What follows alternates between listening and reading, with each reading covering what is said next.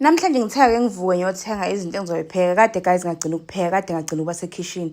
Ngiyazi ukuthi abanye babhizi-ke bathenga ama-flowers nama-gift for abantu babo.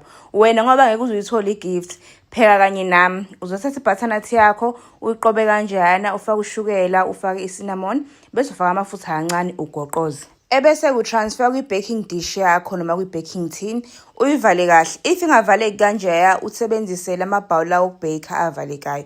Ngibheke-ke ku-100 degrees ngoba bengifuna ukuthi livuthwe kahle njengoba usubona sengifake imfoloko selivuthiwe. Ngase ngikhama amanzi-ke lawa azoyiphumela wona ethangeni, bengingafakanga amanzi.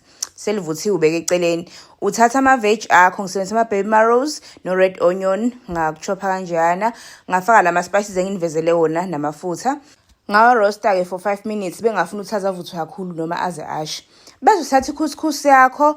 Guys, bathi 1 cup ye-couscous lingana ne-1 cup yamanzi abilisiwe. Mina kodwa ngibonile ukuthi hayi inamba ayihlangani.